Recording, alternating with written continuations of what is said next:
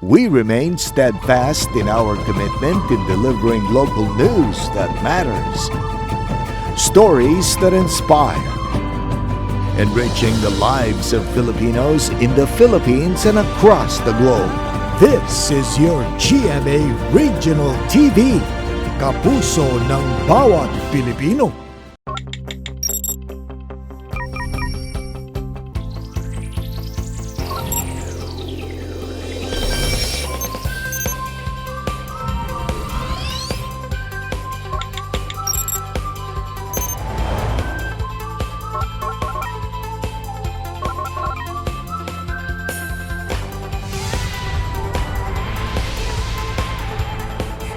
Kini ang GMA Regional TV Live. Mayong buntag sa tanang mga kapuso din sa Central ug Eastern Visayas nga nagtan-aw karon sa GMA Regional TV Live mga kapuso inyong makauban matag Lunes hangtod sa Biyernes gikan sa alas 8 sa buntag. Maulan man o init ang panahon mga kapuso, always remember, take your vitamins ug ayud kalimot pagkaon sa mga sustansyado nga mga pagkaon gikinahanglan gid nato maprotektaan kita tanan gikan sa COVID-19. Malipayong adlaw, partner Cecil. Malipayong adlaw kanimo kapusong Nico, and of course, good morning usab sa tanan natong mga kapuso viewers all over Central and Eastern Visayas nga bisan sa inyong kabisi mga kapuso mihatag gayud kamo og higayon sa pagtan-aw sa ato ang programa. And sakto tong giingon ni kapusong Nico, let's keep ourselves protected gikan sa tanang mga sakit kay kinahanglan gayud ang pinga nato kanunay ang ato ang panglawas mga kapuso sama sa pagsunod sa mga health protocols ug syempre ang pagpaglimpyo kanunay sa atong palibot.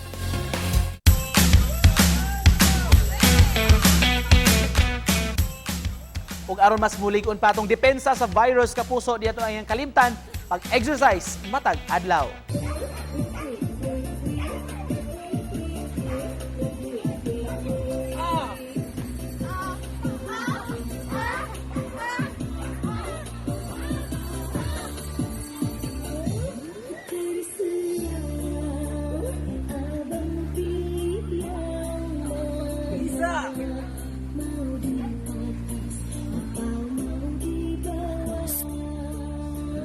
Pas! Isa!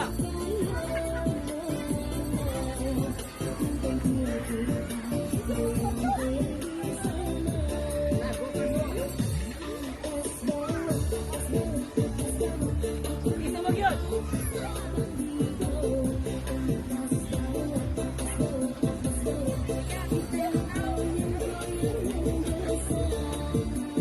Again! Kamot yung mag-exercise next kay months na ba ya? Tinuod. Murag mudaghan na sa datong kaon ani Silso. Control ta mga kapuso. Yes. Sa mga fitness enthusiast diha, pwede kaayo kamusab mo share sa inyong fitness routine gamita palihog #3minutefitness ug #GMA Regional TV Live. I-post ang iyong mga easy to follow steps nga atong i-share sa atong mga kapuso viewers. And this morning mga kapuso, atong mahinabi ang usa ka Cebuano singer nga musaysay kung unsa ka mahinungdanon ning panahon sa pandemya ang pag-live streaming. Ug subay sa ato ang Science Month ning buwan sa September, atong mahinabi kining Cebuano innovator ug robotics enthusiast nga adunay tinguha sa pagpalambo sa ato ang siyensya ug teknolohiya dinhi sa nasod. Ug kinsa ang nag-ingon nga boring ang mamahimong scientist atong maila-ila unya. Scientist ni siya nga lumad taga dakbayan sa Tacloban. Duna sa kay talento sa pag-rap ug gumikan niini na feature pagyud siya sa usa ka magazine sa New York. Samtang karon mga kapuso, sugdan na nato good vibes kauban si Chris Ponce Olano.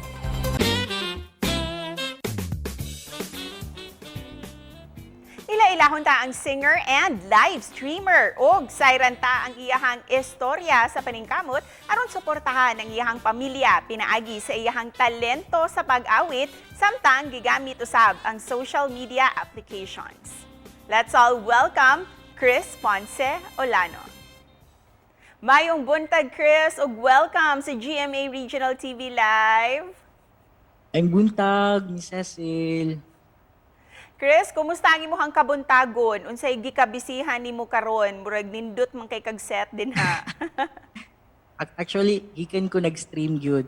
Then after sa stream, diretso din ko diri at Kay talented singer man jud ka, Chris. Pero para nimo, madaog man og sa dili sa mga contest nga imuhang giapilan, unsa ang pinaka-importanteng leksyon nga imuhang nakatunan?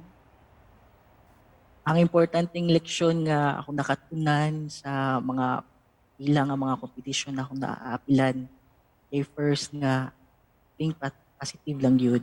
Nang dili gid ka mawad anong paglaom sa kinabuhi. Maabot ra gid ang time nga maimo.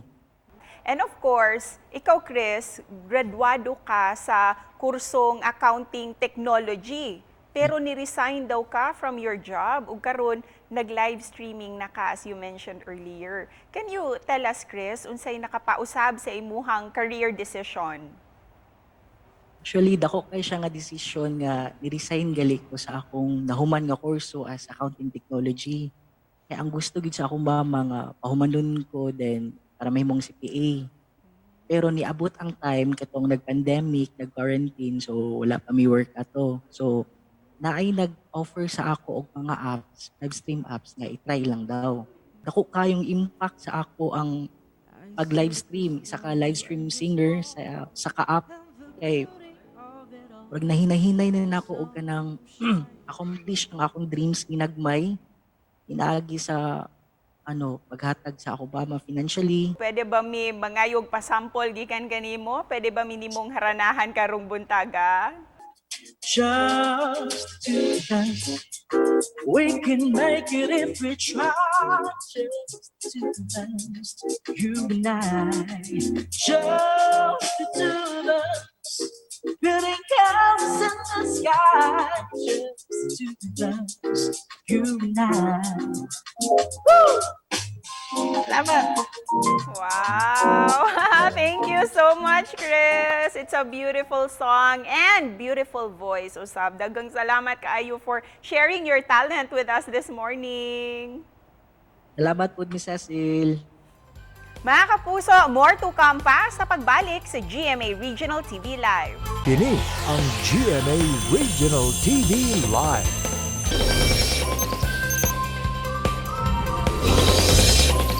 Balik sa programa mga kapuso ning pagsud sa buwan sa Setyembre atong hisgutan Science and Technology Month man ron unsa importansya ning siyensya sa atong kinabuhi mga kapuso.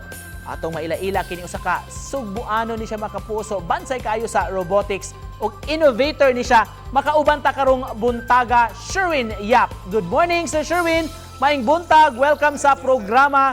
Kumusta sir og paki-greet sa atong mga kapuso dinhi sa Central ug sa Eastern Visayas. Mayong buntag Nico og sa atong mga viewers. Mayong adlaw sad sa tanan natong amigo ug relatives diya sa Visayas. It's an honor. I'm having a good day. Ikaw, bye.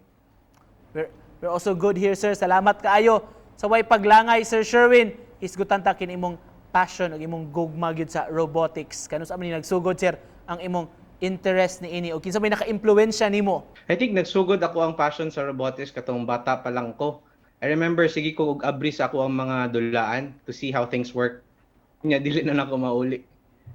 So when I was 10 years old, gi-enroll ko sa ako ang mama sa isa ka programming class. Unya, I just fell in love with it. Mao nang pagka-college na ako, akong gikuha kay robotics engineering or MEM. Fast forward katong sugod sa pandemic, since daghang kog oras sa balay, diha nagyud ko nag-focus og tarong sa pagbuhat sa mga robots just for learning and fun. I started building robots every day and posted some of them sa social media. Nakahimo ko og over 30 various nga robots gikan sa ako ang kwarto lang. In addition to this, atong among nakita kini imong video about Ate Marites, AI or virtual assistant. Can you share to us about this sir ngano naka-ideya ka ini?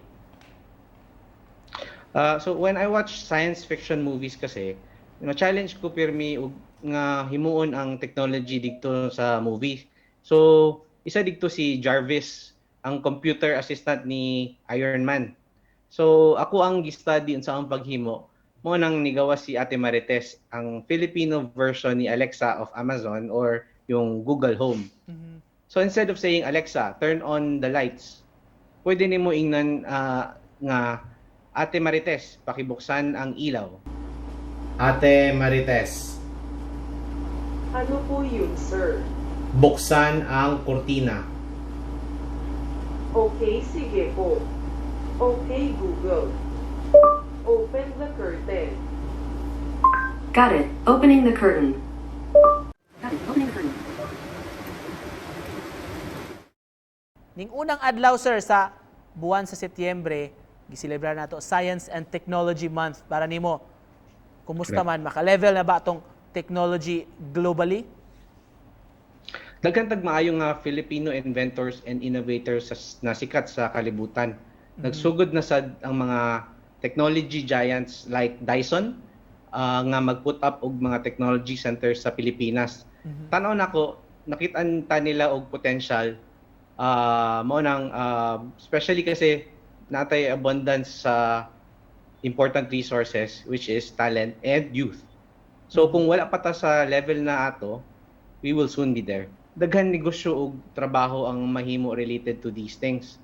Mo na kung kung ma-prepare nato ang atong youth og things related to robotics and technology, we can actually get a lot of business from the rest of the world. Our children will become the future data scientists, software engineers, and robot design engineers. Lastly sir, to cap this off, mensahe nimo sa atong mga kapuso, labi na gyud mga sugbuanon nga nagtan-aw karon sa atong programa GMA Regional TV Live. Hi sa akong mga relatives diya sa Cebu. Karong nagka-pandemic, nakita nato nga pwede ta mag-work virtually, mag-interview virtually, di ba? So labi na ang mga tao sa tech industry. So this levels the playing field in terms of connectivity. So ang kailangan na lang nato karon is to prepare our youth to cater to this new demand from the world. Ato ang tabangan ng ato ang educational system para i-future-proof ang mga estudyante by incorporating coding and robotics into their classes, even as early as elementary. So I'm hoping na ato ang mga schools sa Visayas is up for the challenge. If they need support, please let me know and I'll help. Yeah. Wow, thank you so much sir pagkanindot ani nga inisyatibo og advocacy gikan kanimo mga kapuso. Sugbuanong innovator si Sir Sherwin Yap. Daghan kayong salamat Sir Sherwin for joining us. Salamat, Nico. Mubalik pa mi kapuso, tutok lang.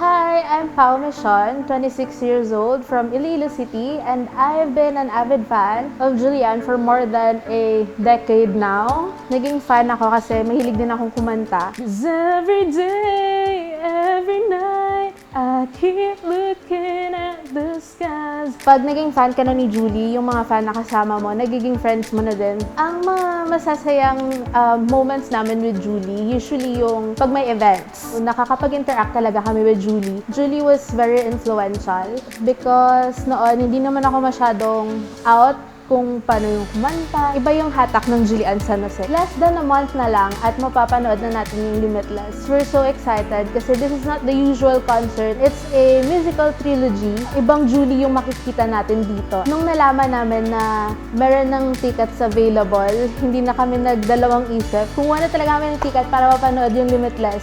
So Julie, see you in September! We can't wait to witness Limitless. Kini ang GMA Regional TV Live.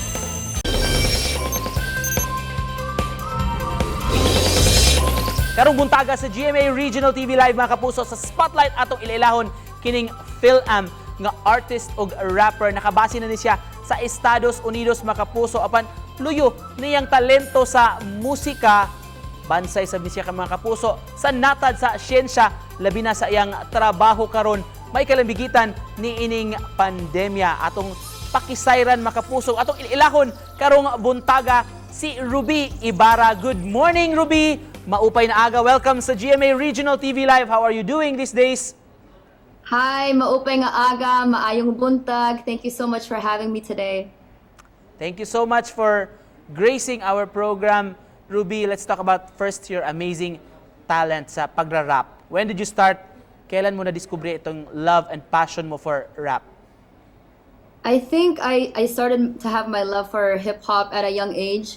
Back when I was living in Tacloban City with my family, my mom actually was the one who introduced me to hip-hop. The very first rap artist I ever heard was Francis M.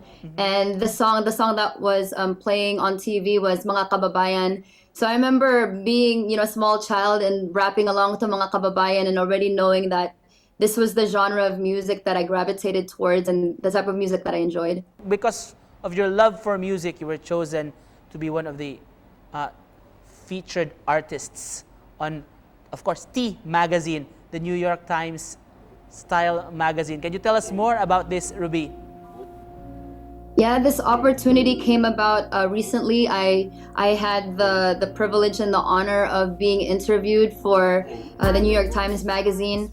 And what came about from that opportunity was also the chance to be able to be on the cover of the magazine. So it's definitely something that I'm very proud of. And as you mentioned, I'm always proud to be Bisaya. I'm always proud to be from Tacloban. So I definitely feel like I have to represent, where I come from. Speaking of love or gugma, Ruby, we learned that you're a co-founder of Pinay's Rising. You're trying to help other Filipino Americans. Can you tell us more about your advocacy? Yes, thank you so much for bringing this up. In the recent years, I started a scholarship program here in the U.S. called Pinay's Rising Scholarship, and it was influenced by my song Us, where I want to empower women, especially Filipino women. But this time, outside of music, I wanted to create a program that would be able to help my community, and I thought, what better way to help my community than to make sure that I'm encouraging, especially the young Filipinas here, to attend higher institutions of higher learning and to obtain a college degree. I think, when we have access to these opportunities of education, we're able to use that knowledge and those resources and to help our community and bring it back to them. Of course, this morning, afternoon there in your time zone, Ruby will never miss the opportunity to listen to your songs. Can we ask for a short performance from you? No introduction, you hear and you know I always dive into an era with the beats are lo-fi. Put my face in the book as my people are profiled. Erased from the books and my people are told lies. Guys, let me go fly. Cali, we go high. I mean back in 05, but in you I grow wise. Surprise, we broke thighs, double dose of broke lies. We dove in those sides of losing, hope it goes by. I got Bam to my left and Erica right. Here to giving you America like Erica Wright. Try to take my title, never will to inherit the rights. Tacloban City's finest, put me on the 5 list. That's amazing, Ruby. And of course, you never get to miss Tacloban. We have to be proud of our roots, right? Apart from your talent, Ruby, we learned that you also work as a scientist, Quality Control Department of COVID-19 test kits. Can you tell us more about your profession? Yes, that's correct. So outside of music, I also went to school and I majored in biochemistry and molecular biology. And with that degree, I ended up working at a laboratory. And so I'm also a full-time scientist in addition to doing music. And I'm just grateful that I'm in an occupation that is one of, I think, the professions that's helping the world move forward right now, especially when it comes to the vaccine. And at the company, we've worked towards the test kits and also research around the vaccine. Lastly, Ruby, to cap this off, can we ask you to give your message of hope to our Kapuso viewers here in Central and, of course, there in Eastern Visayas, especially in Tacloban City? Thank you so much for tuning in. To the message that I have to send is to be positive, to wake up every morning and remember to count your blessings. And although we're still in a pandemic, just know that there is a light and a rainbow at the end of the tunnel. Thank you so much, Ruby. We had fun talking to you and learning from you. Thank you for showcasing your talent, of course, your advocacy. Mga Kapuso, nga si Ruby Ibarra. Thank you, Ruby, for joining us. Thank you so much. Sa BizTalk, na ila-ila nato ang live streamer nga si Chris Ponce Olano kung giunsan niya pag-showcase sa iyang talento virtually ug unsay natabang sabihin ni sa iyang panginabuhian ug paglambo sa iyang estado sa kinabuhi. Samtang na ila-ila nato, Sherwin Yap, usa ni siya ka innovator, mga Kapuso. Taliwa niya itong pagsaulog sa Science and Technology Month. Develop ni siya og lain-lain ng mga robots o bisan AI o virtual assistant nga binasi kuno sa Pilipinas nga setting, mga Kapuso, pagpakita nga kung unsa gyud ka maayo ang talento sa mga Pilipino. Sa katapusan na ila-ila nato, artist nga si Ruby Ibarra, Phil-Am ni siya apan gawas sa iyang talento ug hilig sa musika. Scientist sab ni siya tungod kay karon busy sila sa pag-develop sa mga COVID-19 test kits ug sa pag-research sa mga vaccines batok sa COVID-19.